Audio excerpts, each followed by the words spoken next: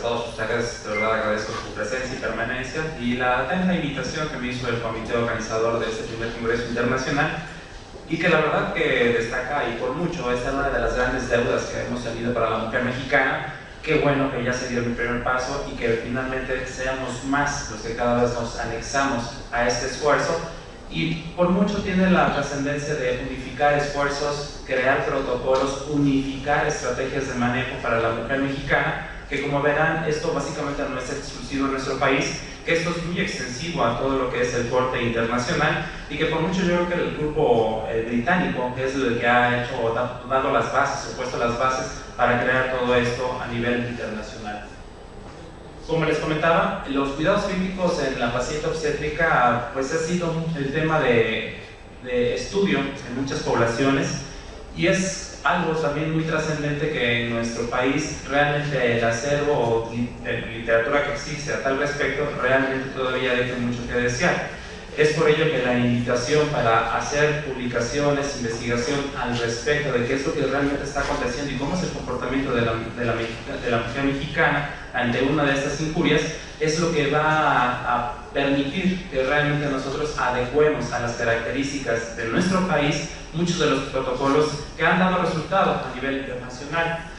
Finalmente vean cómo esto también ha sido una iniciativa que se está incentivando no nada más a ciertos grupos o poblaciones o países, sino que esto debe de ser algo global. Finalmente mujeres embarazadas existen en todo el mundo, y si nosotros tenemos la capacidad de poder compartir las experiencias de acuerdo al manejo que nosotros estemos implementando, finalmente esto es lo que va a enriquecer lo que nosotros hagamos de aquí en adelante.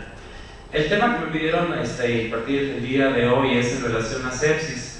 La plática va dirigida primero que nada cómo es el comportamiento de la sepsis en población general, y posteriormente vamos a estar platicando de lo que sucede en la sepsis en la población obstétrica, que es finalmente el motivo de este congreso. En cuanto a los antecedentes, vean cómo es el comportamiento. Finalmente, si bien hemos tenido la capacidad de poderla reconocer en más números de pacientes y también implementar estrategias de tratamiento, todavía las estadísticas en cuanto a mortalidad del paciente que sufre este lamentable padecimiento que es la sepsis como tal, todavía sigue siendo muy variables en muchas partes del mundo. Vean cómo la causa principal de muerte por infección sigue siendo algo muy prevalente en la población general, y como bien lo comentó el doctor Alfaro, la sepsis actualmente en cuanto a las causas de mortalidad materna está figurando entre la segunda a la tercera causa, dependiendo de la serie que nosotros tengamos afinidad a leer, y esto va a competir mucho por lo que es la enfermedad tromboembólica venosa, no tanto la hemorragia obstétrica, no tanto los trastornos hipertensivos del embarazo, pero sí con la enfermedad tromboembólica figurando entre las 6 primeras causas de muerte, y es por ello es un tema que debe ser del dominio público, no exclusivo de los médicos que nos dedicamos, por ejemplo en mi caso que soy en una unidad de cuidados intensivos, sino que esto debe ser extensivo a todos los médicos y enfermeras que tengan contacto en áreas críticas, y con esto me refiero desde los servicios de urgencias, hospitalización y demás, para que realmente sean suficientes y eficientes todas las prácticas que nosotros vamos a ver a continuación. Como tal, vean cómo el reconocimiento requiere la urgencia de reconocer que una paciente potencialmente está sufriendo este lamentable fenómeno. Y algo muy importante, ¿por qué ha tenido tantos inconvenientes en cuanto a un criterio diagnóstico o alguna herramienta para poderla diagnosticar en la mujer embarazada? Es precisamente por los factores inherentes, tanto el patógeno como el huésped. Sin lugar a duda, los cambios fisiológicos propios del estado del embarazo van a modificar muchas de las variables que con anterioridad nosotros identificamos como síndrome de respuesta inflamatoria sistémica, y al momento que nosotros le queremos traspolar a la mujer embarazada y dependiendo del trimestre en el que se encuentre, va a ser muy variable y difícil de poder elucidar si se trata efectivamente por un cambio fisiológico asociado al embarazo o que es parte del cortejo de qué es lo que es el síndrome de sepsis. Y es por ello que existen distintos patrones clínicos y biológicos, básicamente por esta gran característica que vamos a ver a continuación. Vean cómo el fenómeno de la sepsis es una gran carga social, tanto económico como asistencial. Los pacientes, dependiendo, insisto, la literatura que nosotros tengamos afinidad, más o menos, ¿sí? Pueden llegar a costar hasta más de $150,000 en un evento de atención. Si esto lo traspolamos a lo que puede llegar a costar aquí en nuestro país, esto realmente siendo una condición que se puede llegar a prevenir o acortar el costo, dependiendo si tenemos la oportunidad de identificarla como oportunidad y que realmente el desenlace con relación a las discusiones orgánicas que se puedan generar y limitarlas, obviamente estos costos van a reducir. ¿Por qué? Esto es muy importante. Vean cómo en esta serie, esto insisto es para la población general, recientemente en Estados Unidos, Norteamérica, vean cómo del año 2008 al 2012 han cambiado muchas cosas. Primero que nada, vean la incidencia. Para el 2008 estaban reportando más o menos 646 casos por 100.000 habitantes y vean cómo se ha incrementado. Esto, por un lado, es el advenimiento de la tecnología o la capacidad que podemos hacer actualmente en la medicina. Actualmente, por ejemplo, en el paciente oncológico, que cada vez tenemos oportunidad de poderles brindar quimioterapias quizás más suficientes o suficientes independientemente del estadio que se encuentre el paciente, también trae una factura de por medio. Son quimioterapias más tóxicas que pueden condicionar lesiones más importantes o prolongadas y obviamente les hace presa fácil de ser un proceso infeccioso que desenlace o desarrolle todo lo que es el cortejo de sepsis o choque séptico inclusive. Pero también viene la otra cara de la moneda. Quizás tenemos la información, el conocimiento, los conceptos y las herramientas suficientes para que nosotros tengamos la posibilidad de identificar y darle el nombre propio a cada uno de esos pacientes de que realmente ha sufrido este fenómeno. Vean cómo en costos ha sido también muy importante el incremento. Básicamente esto ha sido tasado a lo que es el costo de Estados Unidos de Norteamérica, pero indudablemente lo que cuesta aquí en nuestro país es por mucho lo que está costando allá. ¿Pero qué ha permitido todo esto? Vean la mortalidad que estaba atribuida para el año 2008 al 2012. Hay una reducción significativa y eso lo ha permitido, primero que nada, el poder identificar y todo el aprendimiento de estrategias que contamos hoy día y que realmente han demostrado que son eficientes para poder reducir la mortalidad de esos pacientes afectados. Esto básicamente vean como el reflejo para el año 2000, que quizás es donde se ha sido más ávida la literatura que se ha desarrollado al síndrome de sepsis. Vean cómo se ha ido incrementando el porcentaje en cuanto a los pacientes que nosotros tenemos la oportunidad de diagnosticar. Y por otra parte vean cómo, si bien nos estamos documentando, también tenemos la oportunidad que estos pacientes tengan una mejor expectativa de sobrevida, que eso es muy importante al final de cuentas. Que el costo que nosotros estamos invirtiendo en la atención de estos pacientes realmente tenga los resultados esperados en este lamentable fenómeno. Algo muy importante que también nosotros debemos de ver más allá, que no nada más se trata del paciente una vez que lo diagnosticamos y que lo manejamos dentro de las unidades de cuidados intensivos, que egresen de las unidades de cuidados intensivos, hospitalización y que ese paciente tenga la oportunidad de egresar del hospital. Mucha de esta literatura a veces no tenemos esa afinidad de tener a la mano, pero vean, muchos no regresan a sus domicilios, muchos de ellos no regresan a tener sus actividades económicas que actualmente tenían o tenían previamente, y vean cómo muchos de ellos sí van a tener la necesidad o la dependencia de atenciones por un tercero, sí, para poder hacer frente a la convalecencia y rehabilitación que muchos de esos pacientes llegan a generar por este fenómeno. La sepsis es algo que existe desde que existe la raza humana como tal, no es algo que haya sido nuevo descubierto hace apenas unos 10 años. Vean cómo ya las descripciones de esto datan desde el año 37 a.C.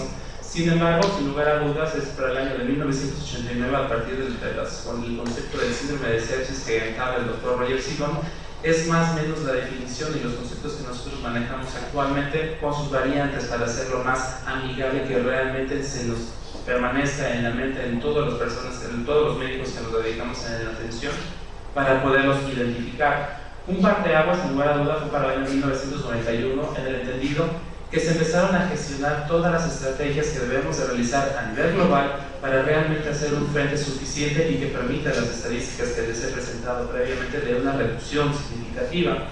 Un parteaguas fue la Declaración de Barcelona en el año 2012, donde se sentaron las bases y realmente los compromisos que toda la comunidad médica debe de tener en relación a que debemos ser suficientes para diagnosticar el fenómeno de sepsis, que debemos unificar los criterios para poder proveer un tratamiento, tener una referencia de cómo vamos a hacer las cosas exactamente aquí en Toluca, como en la Ciudad de México, o en cualquier parte de la República, o en cualquier parte del mundo, y finalmente hacer la difusión, como lo estamos haciendo el día de hoy, para que realmente cada vez más personal que está dedicado a la atención de la salud, ¿sí?, tengamos estos conocimientos para poderlos explotar y que esto nos permita reducir la mortalidad de manera significativa. Uno de los grandes avances con los cuales contamos fue la creación de la famosa campaña para incrementar la sobrevida en sepsis, que hace su primera publicación como tal a partir de 2004 y que son las guías que muchas veces hemos tenido oportunidad de escuchar y que son las que se implementan actualmente en cualquier parte de la República Mexicana y del mundo. A partir de que se desarrolla esto, ¿sí?, los grandes inconvenientes que seguían existiendo en cuanto a cómo lo teníamos que identificar era precisamente por estos criterios. Hubo, después de la famosa síndrome de respuesta inflamatoria sistémica, le añadimos el síndrome de respuesta inflamatoria sistémica por sepsis y básicamente vean la gran cantidad de variables que atañe el poderle identificar. Es por ello fueron una de las grandes limitantes que se han encontrado en cuanto a esta estrategia y que no ha permitido que realmente más pacientes sean identificados y sean beneficiados con este tipo de tratamiento.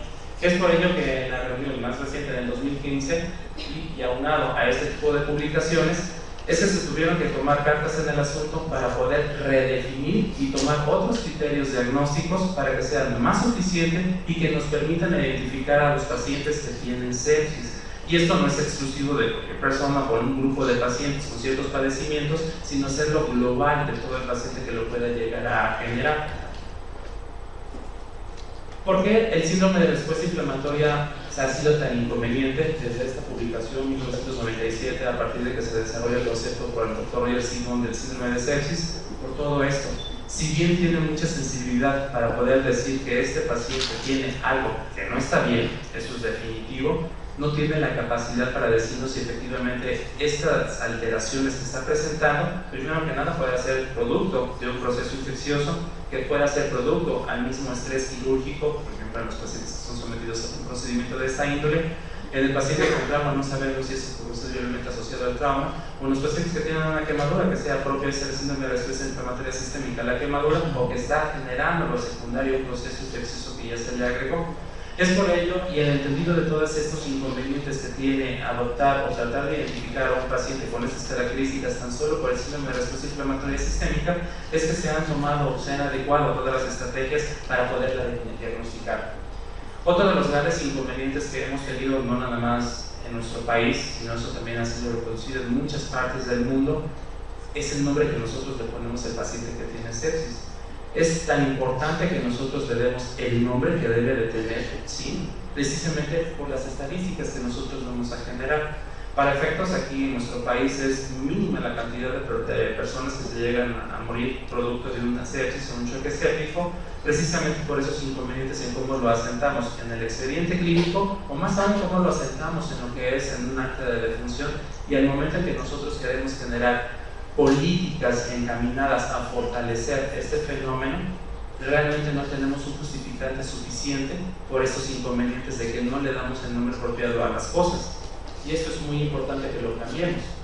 Entonces, por todo lo esto que les he comentado, nació la iniciativa, ¿sí?, y la inquietud de redefinir, o más no redefinir, sino hacer más objetiva la definición y las herramientas para poderla identificar.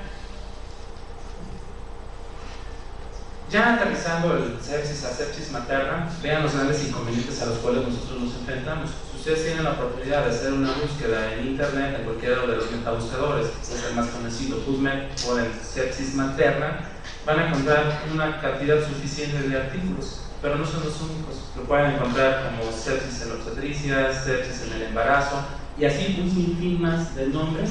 Y eso finalmente es lo que puede llegar a sesgar al momento en que nosotros tan solo vamos a obtener la información de qué es lo que está pasando alrededor del mundo con este fenómeno.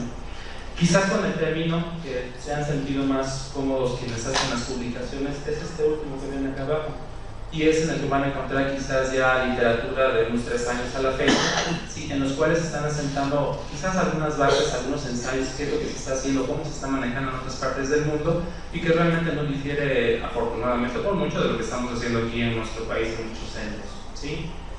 Desde 1992 es que ha surgido esta inquietud, básicamente por las estadísticas que se han tomado principalmente en países o en el continente africano, el continente asiático y por mucho también en muchas partes de Latinoamérica, es relacionado a la sepsis puerperal y que por mucho sigue siendo algo de un término que nosotros seguimos implementando al momento en que los plasmamos en un expediente o un certificado, inclusive. Para que nosotros lo podamos identificar, básicamente es tener como requisito una infección del tracto genital, ¿sí? Que esta se llega a presentar después de una ruptura prematura de membranas o hasta 42 días posteriores y que la paciente se llegue a presentar por dolor pélvico, fiebre, descargas vaginal y retraso en la evolución uterina. Ese es el único modelo que existe hasta el momento fue definido por la OMS para que nosotros acuñemos esto del sepsis y sepsis puerperal. Vean como infección puerperal, y estamos hablando de infección que no tiene nada que ver el concepto como tal con lo que es sepsis, a un foco infeccioso distinto al tracto genital. Es por ello la necesidad que nosotros estemos a la vanguardia en cuanto a definiciones y conceptos para poderlos identificar. Si nosotros nos quedamos con esto que está publicado desde 1992 y pudiera ser ley porque no ha salido otro documento por parte de la Organización Mundial de la Salud al respecto, sí podemos incurrir o caer en que estamos menospreciando mucha población para incluirlos en este tipo de rubros. Es por ello, como les comentaba, ya a partir del 2015, ya en sus publicaciones a partir del sepsis, este sepsis la conceptualizamos con todo esto. No es nada más el hecho de que una paciente tenga infección. Necesitamos que esta infección genere una respuesta desregulada, parte de lo que es el cortejo de la respuesta inflamatoria sistémica, que llegue a generar disfunciones orgánicas y que de esas disfunciones orgánicas amenacen la vida de esta paciente. Esta definición tal cual y la propone el grupo o el panel de expertos básicamente es hacer precisamente el hincapié de las alteraciones que está generando a nivel orgánico esta infección y que es un proceso que está generando o está poniendo en riesgo de la sobrevida de esta paciente, porque a partir de ello van a ser todas las acciones que nosotros debemos desarrollar realmente para cambiar las estadísticas y realmente reducir la mortalidad que atañe al fenómeno de sepsis. Se han diseñado algunas herramientas. Quizás ahorita la propuesta por parte de este grupo colaborativo es utilizar este famoso QuickSOFA. Básicamente lo que nosotros debemos de identificar en todo paciente que tengamos la sospecha de que tiene un proceso infeccioso y que potencialmente haya desarrollado sepsis es esto. Si tiene una frecuencia respiratoria mayor de 22, si tiene una escala de Glasgow menor de 15 puntos y que tenga una presión arterial sistólica menor de 100. Básicamente esta herramienta, la finalidad es ponernos alerta y hacer algunos estudios de extensión o una exploración más minuciosa para poder identificar y catalogar efectivamente que este paciente tiene sepsis. Si tan solo nosotros somos capaces de identificar estas tres alteraciones en un paciente determinado, vean, estamos hablando de una mortalidad próxima a un 10% más o menos. Si a esto le agregamos que al paciente, aparte de todas estas alteraciones, tiene un lactato mayor de 2 milimoles, y que aparte para la hipotensión necesitamos agregar medicamentos para incrementar la presión arterial como pueden ser los vasopresores, tenemos forzosamente atribuirlo o darle el nombre de choque séptico. ¿Cuál es la trascendencia? Vean la mortalidad que genera esto. Y eso es muy importante. Esta es la mortalidad promedio que está referida en mucha de la literatura internacional denominados países del primer mundo, y que en algunos centros hospitalarios, lamentablemente, esta mortalidad atribuida al choque séptico puede llegar a ser hasta casi el 80%. Es un número exorbitante, ¿sí? Es por ello que la herramienta, si tenemos un paciente que tiene un proceso infeccioso o la sospecha de un proceso infeccioso o factores de riesgo para tener un proceso infeccioso, utilizamos esta herramienta sencilla del QuickSOFA para identificar estas tres variables: frecuencia respiratoria, alteraciones del estadio del sensorio o el estado neurológico y una presión arterial menor de 100 milímetros de mercurio. Pues bueno, debemos activar todo el código que existe en nuestro ámbito, en nuestro hospitalario, para hacer y determinar o hacer extensivo lo que es el software. Básicamente va encaminado a determinar si existen más disfunciones orgánicas en este paciente. Si este paciente se cataloga, se identifica que tiene un SOFA mayor de 2 puntos, ¿sí?, este paciente indudablemente tiene sepsis y necesitamos realizar una terapia de reanimación para que realmente esta mortalidad se vea reducida. El QuickSOFA, como ya lo comentamos, alteraciones en el patrón respiratorio, alteraciones en el estado mental, alteraciones en la presión arterial sistólica y lo que es el resto de las variables. Para determinar esos puntos, vean cómo son alteraciones en la relación presión arterial oxígeno, reacción inspirada, las alteraciones del estado del sensorio, Las alteraciones en la presión arterial, si tenemos la necesidad de administrar o no algún tipo de vasopresor para obtener una presión arterial óptima, si hay incremento en la creatinina, en las bilirrubinas o descenso en las plaquetas, este paciente es de muy alto riesgo, ¿sí? Y la mortalidad, que podemos ser potencialmente menor de 10, se puede incrementar hasta un 40% o mucho más, de acuerdo a lo que hemos estado comentando. ¿Qué es lo que sucede en el embarazo? ¿Realmente es un fenómeno que no ocurre o es una exageración que estamos diciendo al respecto? Definitivamente no. Vean cómo los grupos poblacionales, ¿sí?, de los que han tenido oportunidad de medir este fenómeno, ya están bastante descritos y acentuados. Vean cómo los extremos de la vida reproductiva, ¿sí?, son realmente los principales afectados.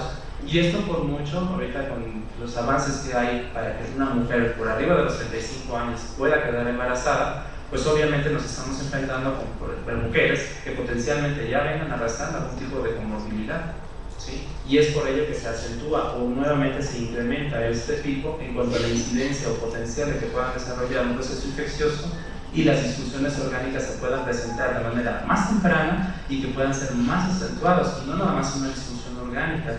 Muchas de estas pacientes llegan a ingresar o identificarse cuando tienen 2 o más disfunciones orgánicas, y eso obviamente se ve reflejado en la capacidad o expectativa de sobrevida que puede llegar a tener. Y esto no ha sido nada más reproducido en esta serie. Como les comentaba, el Reino Unido ha sido alguien que ha tenido mucha afinidad realmente a medir este fenómeno, y vean cómo siguen siendo los extremos de la vida, más acentuado quizás en las mujeres por debajo de los 20 años que se embarazan, y que es un fenómeno también muy acentuado lamentablemente también en nuestro país. Son muy vulnerables a que puedan tener o desarrollar este tipo de procesos y desarrollar sepsis como tal. Vean cómo este es un fenómeno que todos han determinado o han tenido la oportunidad de cuantificar, que sigue siendo en incremento. Y esto, reitero, lo ha permitido el hecho que nosotros primero que nada tengamos una definición suficiente, con mayor capacidad o herramientas para poderla identificar, y que realmente lo plasmemos o lo publiquemos, y que con esto tengamos una estadística más fidedigna para saber cuáles son los puntos débiles que tenemos nosotros en la atención para poder identificar este fenómeno. Si nosotros no somos capaces de poder generar estos números, pues obviamente no vamos a poder generar las herramientas suficientes o tomar las estrategias pertinentes para que este fenómeno sea más acorde a lo que realmente o es la realidad de las pacientes aquí en nuestro país. Vean cómo esto sigue siendo exponencial, ¿sí? Para este estudio, son 4 estudios distintos los estoy presentando, y para el 2010 sigue siendo algo muy prevalente el incremento en la incidencia de este fenómeno. ¿Cuáles son los riesgos que tiene la mujer durante el embarazo o el puerperio? Pues básicamente son 3 grandes grupos que nosotros debemos saber identificar. Primero que nada, el riesgo comunitario, y esto va en relación al estatus económico de la paciente, el proceso o acceso a la atención a la salud, y también la inexperiencia en la atención del parto, que eso tiene mucha trascendencia. Todos quisiéramos que realmente el médico especialista es el encargado de poder hacer la atención del mismo, pero lamentablemente esto es una cosa que no es factible, ¿sí?, todavía en nuestro país. Asociados a lo que es la madre, si tiene anemia, si tiene desnutrición, si ha tenido algún proceso infeccioso preexistente, y eso por mucho, por ejemplo, en países del África, donde la incidencia del VIH es muy acentuada, esto también cobra, pero que también no es exento. También existen otro tipo de comorbilidades que acentúan este riesgo. Si es primífera, si es el embarazo múltiple o la mujer es obesa, también es mucho riesgo para que puedan tener infecciones potencialmente, por ejemplo, la incisión de herida quirúrgica, que si es un parto por cesárea. Y durante el nacimiento, la incisión, si hay examen vaginal, más de 5 exploraciones, por higiene, y todas las que ven ahí mencionadas, son principalmente factores de riesgo que nosotros debemos de estar muy pendientes, poder identificar para saber si en algún momento de la evolución de esta paciente desarrolla algún fenómeno asociado a lo que nosotros potencialmente atribuir a sepsis, poderlo identificar y tratarlo tal cual.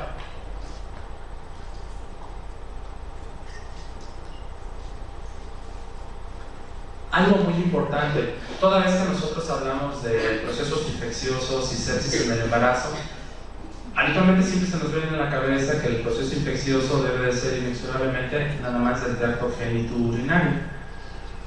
Todas estas publicaciones han tenido la oportunidad de demostrar que menos de la mitad de los procesos infecciosos realmente nacen del tracto genitourinario. Vean cómo, ¿sí?, casi el 60% de esta serie publicada fueron distintos etapas del líquido urinario, y muchos de ellos fueron atribuidos a procesos infecciosos del tracto respiratorio. Vean cómo el lactato es un marcador muy sensible para poder determinar la repercusión que tiene el proceso infeccioso sobre la homeostasis de esta mujer en particular, y la necesidad de tener los mecanismos o las medidas de poder activar y comprometer o hacer el abordaje multidisciplinario, porque probablemente estas mujeres deben de ser atendidas por más de un médico. Primero que nada, para saber qué estrategia de reanimación nosotros vamos a implementar, determinar qué cobertura antimicrobiana nosotros debemos de proveerle, y que no es tan infrecuente que en muchas ocasiones estas pacientes tengan que requerir de algún procedimiento quirúrgico o de carácter invasivo para el control del instalador del proceso infeccioso. Por eso es importante involucrar al grupo médico suficiente realmente para poder hacer frente a esto. Y reitero, vean cómo el lactato es un marcador muy sensible para realmente poder determinar qué paciente realmente está grave y que debemos de tomar cartas en el asunto para poder realmente corregir o controlar todas estas alteraciones. En cuanto al abordaje de estas pacientes, ¿sí? Vean cómo ya desde el 2013 es aceptado y aplicado todo lo que está publicado y relacionado a la campaña para incrementar la sobrevida en sepsis, es aplicable para la mujer del estado gravídico, y es realmente lo que muchos de nosotros estamos realizando, y realmente con muy buenos resultados y con pocos inconvenientes o complicaciones al respecto. ¿En qué consiste la estrategia de reanimación de la campaña para incrementar la sobrevida sepsis? Esta está dividida en famosos paquetes de reanimación, y esto anteriormente, antes de la publicación de 2015, estaba dirigido por las famosas metas de reanimación. ¿En qué consisten los paquetes de reanimación? Primero que nada, hacer un pertinente para el diagnóstico. Si ya tenemos la sospecha de que esta paciente lo que está generando es sepsis, hacer una reanimación, primero que nada con soluciones, dependiendo si se encuentra o no por debajo de 65 milímetros de mercurio su presión arterial, hacer la toma de muestras para cultivos pertinentes y la administración inmediata de antibióticos. Dependiendo cuáles sean los estragos que tenga posteriormente en cuanto a presión arterial, un marcador de la saturación venosa central, el gasto urinario, es todo el resto de medidas que se deben de implementar para finalmente que nosotros consigamos todas estas metas. Porque las metas ya no son definidas así, o conceptualizadas como tal, básicamente por los grandes inconvenientes que han tenido muchos centros hospitalarios que son de segundo o primer nivel, para poder obtener lo que es una saturación venosa central, por ejemplo, que esto requiere la colocación de un catéter venoso central y obviamente de un equipo de gasometría para poder hacer la determinación de este marcador, y el lactato. Esos son los grandes inconvenientes, y es por ello que el modelo de las metas ya no ha sido convocado de manera tan acentuada por parte de la campaña para implementar la sobrevida en sepsis. ¿Cuáles son las metas que nosotros debemos de conseguir en estas pacientes una vez identificadas? ¿Sí? Para garantizar la mejoría al respecto, estas están divididas por horas, las primeras 3 horas, y a completar dentro de las primeras 6 horas en las cuales fue identificada la paciente. Y como verán, son medidas relativamente sencillas y consiste primero que nada en la determinación del lactato, extraer hemocultivos antes de la administración de los antibióticos, administrar antibióticos de alto espectro, y eso sí puntualmente debe ser dentro de la primera hora de atención, y administrar cristaloides, 30 mililitros por kilogramo de peso, dependiendo cómo se encuentra este nivel de lactato o la presión arterial de la paciente. ¿Qué es lo que debemos de monitorizar después con esta paciente? Primero que nada, dependiendo del comportamiento que tenga la presión arterial, si esta es por debajo de 65 milímetros de mercurio, pues bueno, viene la opción de iniciar la administración de vasopresores. El más recomendado en este caso es la norepinefrina. En caso de hipotensión que sea persistente a pesar del volumen que nosotros implementamos aquí con los cristaloides, pues bueno, ya viene la indicación o recomendación de colocar un catéter venoso central, determinar cómo se encuentra la presión venosa central, hacer una nueva determinación de saturación venosa central y ver qué pasa con este famoso lactato, que ya le agregamos no únicamente soluciones cristaloides, sino que le agregamos también el plus del vasopresor. Los objetivos que estaban destinados básicamente eran estos: mantener una presión venosa central si la paciente no estaba intubada por medio de 8 mililitros de mercurio, obtener una saturación venosa central de 70% o un poquito mayor, y que el lactato, si lo teníamos en 4 o en 2, llevar por debajo de este rango. Con eso nosotros podíamos garantizar una adecuada reanimación en una paciente con sepsis o con choque séptico, y obviamente son otros tipos de estrategias las que se implementaban. ¿Por qué administrar antibióticos dentro de la primera hora de atención? Esta es una de las pocas medidas que realmente ha demostrado tener un impacto directo para la reducción de la mortalidad y que eso también ha sido reproducido en la mujer obstétrica. Esta fue la publicación que realmente puso de manifiesto el que se reduce de manera significativa la mortalidad al momento que nosotros tenemos la oportunidad de administrar en tiempo y forma el antibiótico. Y si nosotros retrasamos esta intervención, pues vean cómo la mortalidad se va incrementando por cada hora que nosotros retrasemos esta administración del antibiótico. De manera global se estima que es un incremento de 7.6% de incremento en la mortalidad por cada hora de retraso si nosotros tenemos o perdemos tiempo para administrar este tipo de estrategia. Como les comentaba, eso también ya ha sido reproducido en pacientes con sepsis de choque séptico durante el embarazo, y esto sí es muy trascendente y lamentable.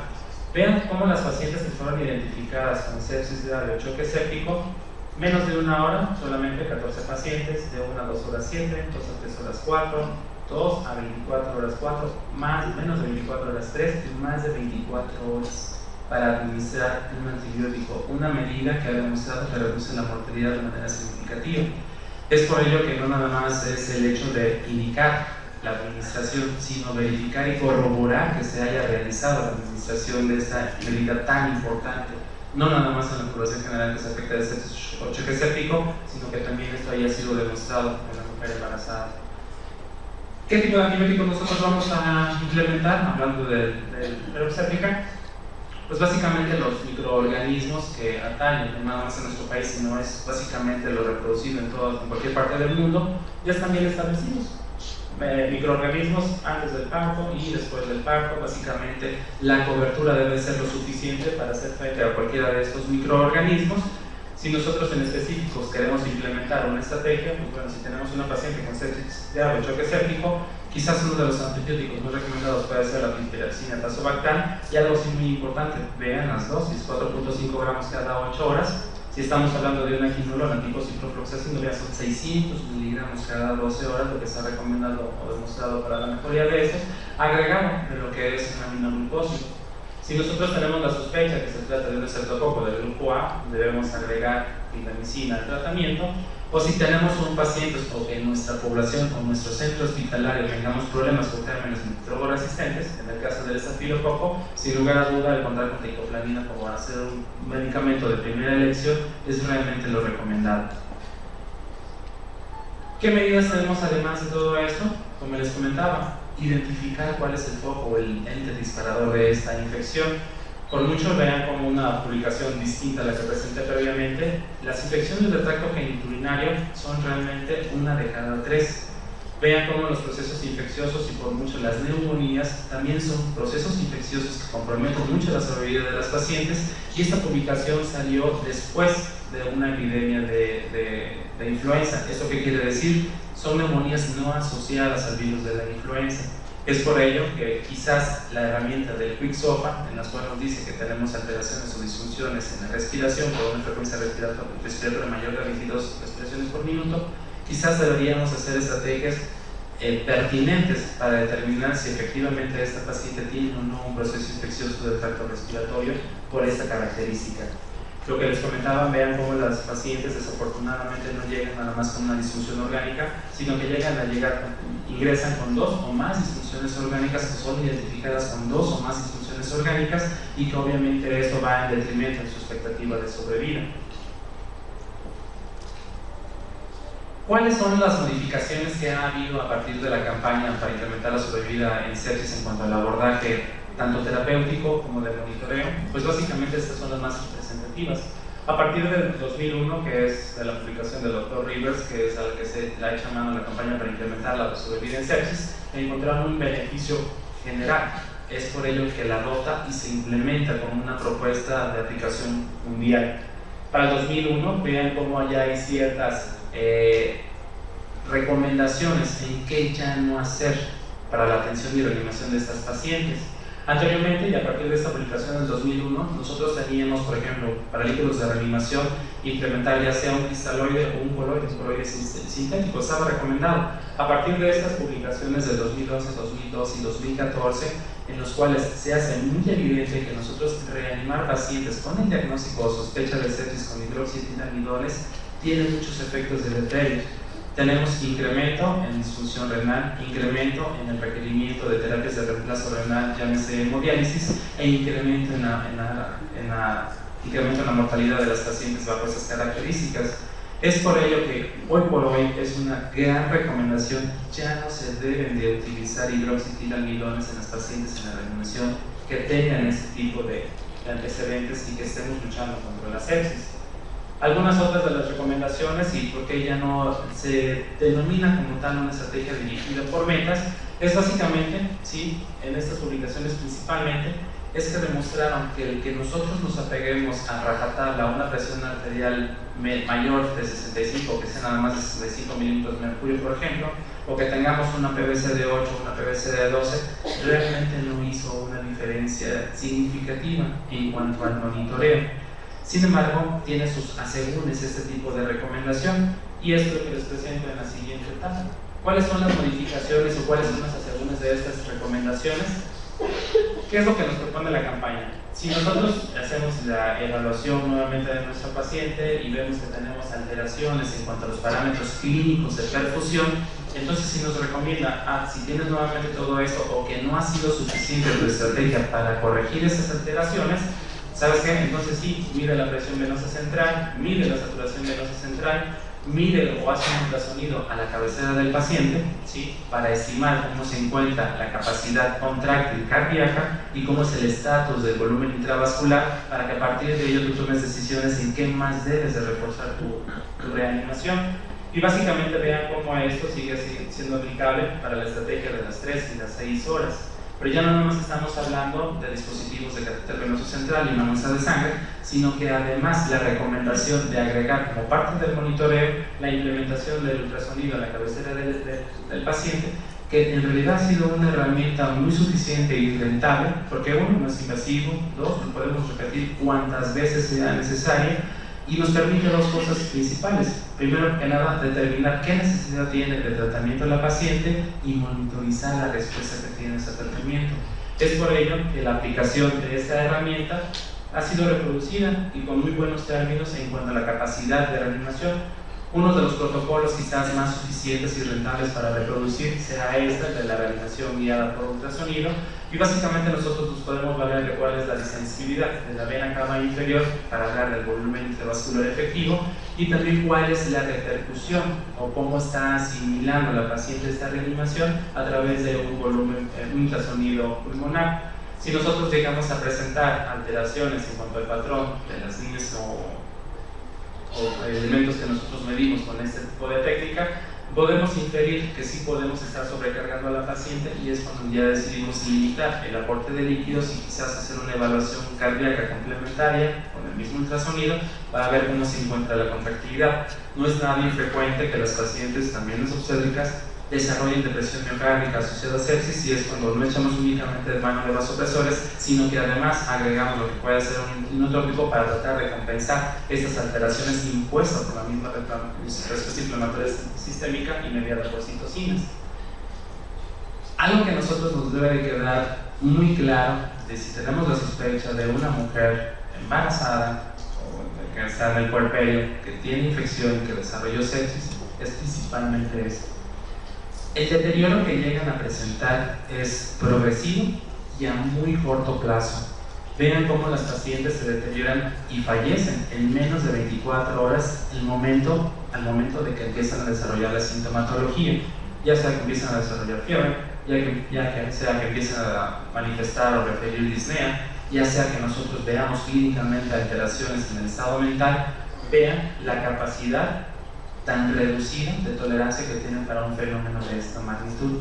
Es por ello que implementar estrategias suficientes para que todo el personal que está implicado en la atención de pacientes de estas características tengan conocimiento de todo esto que estamos platicando, que tengan la capacidad de poder tomar o activar las alarmas necesarias, involucrar al personal médico suficiente y necesario para corroborar e implementar tratamiento para corregir esta lamentable tendencia. Vean cómo en menos de 24 horas pueden fallecer estas mujeres.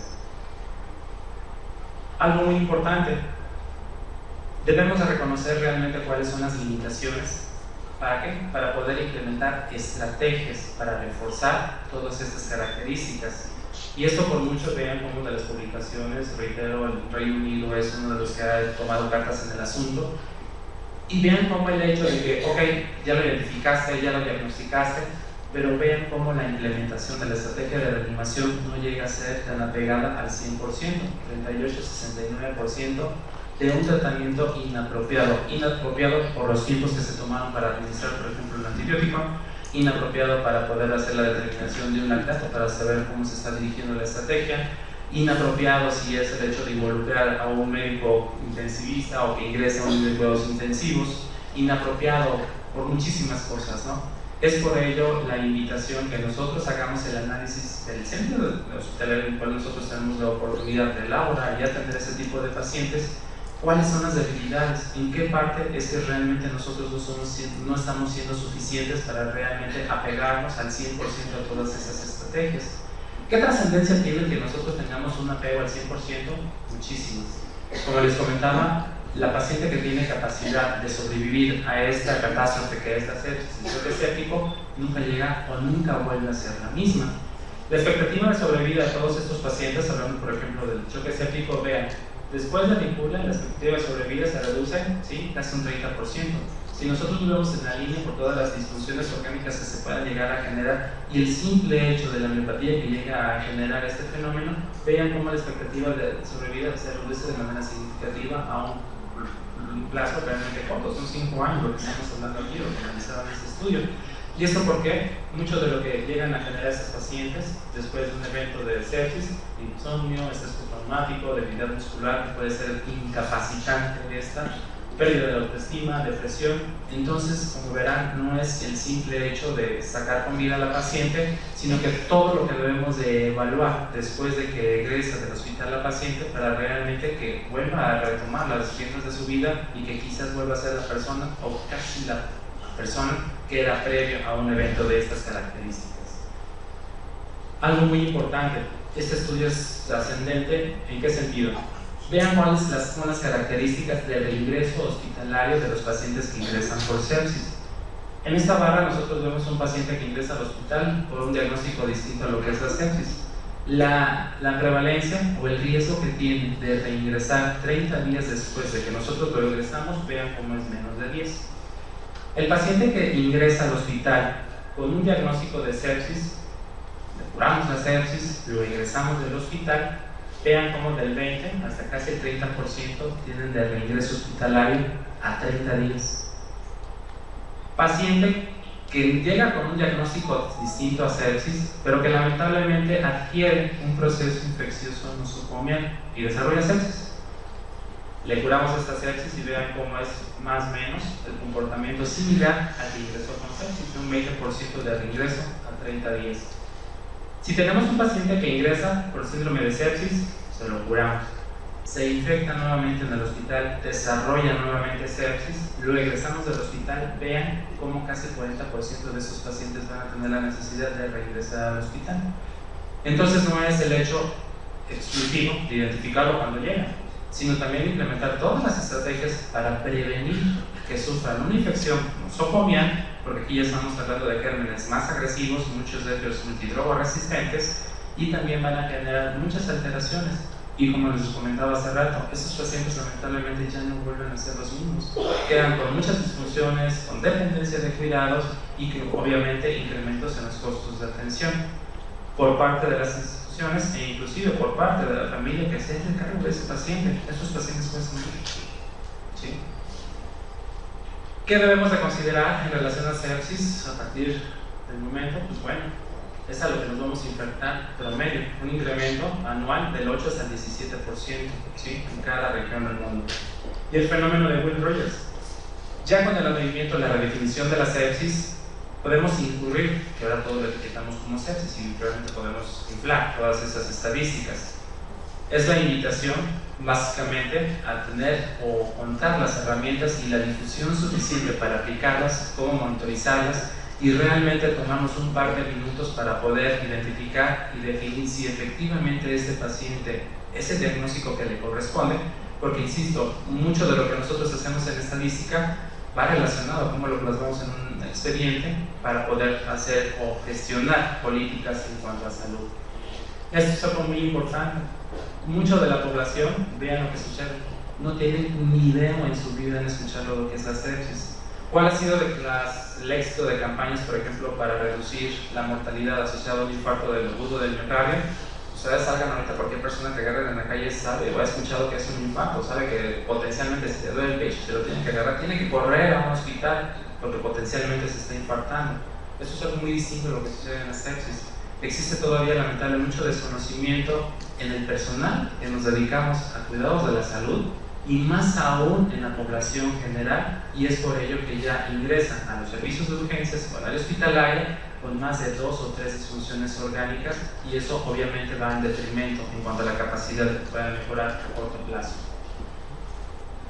¿Por qué les comentaba? He sido tan enfático en cuanto a la aplicación de las estrategias propuestas por la campaña para incrementar la sobrevida en sepsis. Vean lo que se ha logrado: reducir el 25% que teníamos propuestos desde el 2002.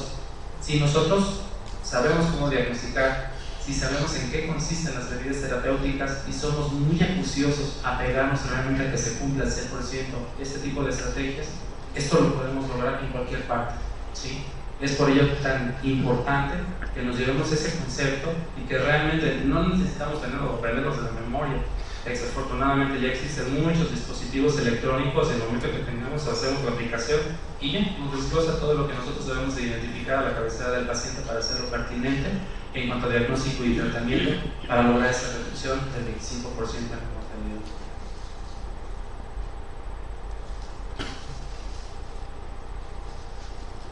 Esto se puede ver como una espada de doble filo.